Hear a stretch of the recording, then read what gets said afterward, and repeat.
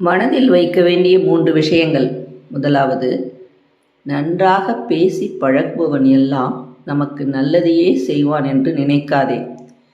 தேனின் கொடுக்கில் மட்டுமல்ல, சுவையான தேன் சேகரித்து கொடுக்கும் தேனியின் கொடுக்கிலும் விஷம்தான் இருக்கிறது. ஒருத்தவங்க நம்மக்கிட்ட ரொம்ப நல்லா அன்பாக பேசுவாங்க, இனிக்கே பேசுவாங்க, உங்களுக்காக அப்படியே உயிரை கொடுக்குற மாதிரி நடிப்பாங்க. ஆனால் அவங்கள பார்த்து நீங்கள் ஏமாந்திடாதீங்க. வேகமாக பேசுகிறவங்க, கோபமாக பேசுகிறவங்கலாம் கெட்டவங்கனும், அன்பாக பேசுகிறவங்கலாம் நல்லவங்கன்னு நம்பாதீங்க. எந்த காரியத்தையும் ஆராய்ஞ்சு அவங்க எதுக்காக அப்படி பேசுகிறாங்க. கோபமாக பேசுகிறவங்க கூட நம்மளுடைய நன்மைக்காக பேசலாம். அன்பாக பேசுகிறவங்க கூட தேனியோட குடுக்கில் உள்ள விஷம் மாதிரி இருக்கலாம்.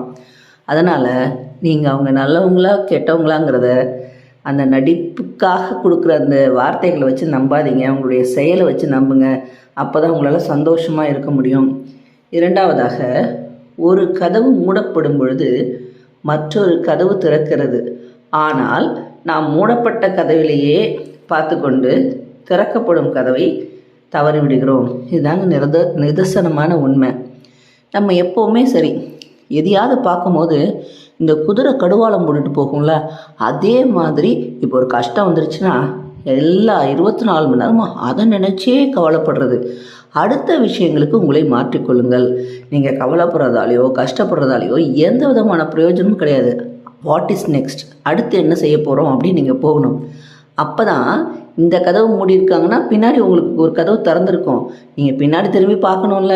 அப்படியே இல்லாமல் ஐயோ எனக்கு எல்லா வழியும் அடிபட்டு போச்சு, என்னால் முடியலையே, எனக்கு இப்படி கஷ்டம் வருதே அப்படின்னு தினம் பின்னாத்து கொண்டே இருந்தீங்கன்னா அதனால் எந்த விதமான பலனும் கிடையாது.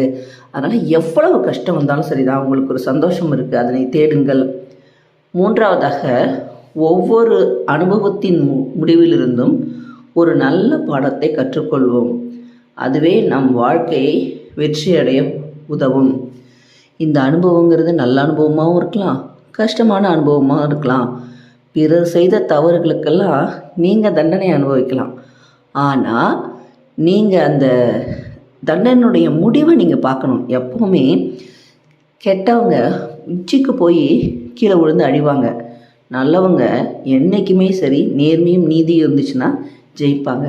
அதனால் ஒவ்வொரு அனுபவம், ஒவ்வொரு கஷ்டமும் ஒவ்வொரு அனுபவமாக நினச்சிக்கிட்டு இதில் நம்ம எப்படி இதிலேருந்து நம்ம மீண்டு வரலாம், எப்படி நம்ம உழைச்சி நம்மளுடைய வாழ்க்கையை உயர்த்தலாம் அப்படின்னு நினைக்கிறமே தவிர, ஒவ்வொரு கஷ்டத்தையும் துன்பத்தையும் நீங்கள் அனுபவமாக எடுத்துக்கொண்டீர்களானால் நிச்சயமாக உங்கள் வாழ்க்கையில் நீங்கள் ஒரு வெற்றி வீரராக இருப்பார்கள். ஆனால்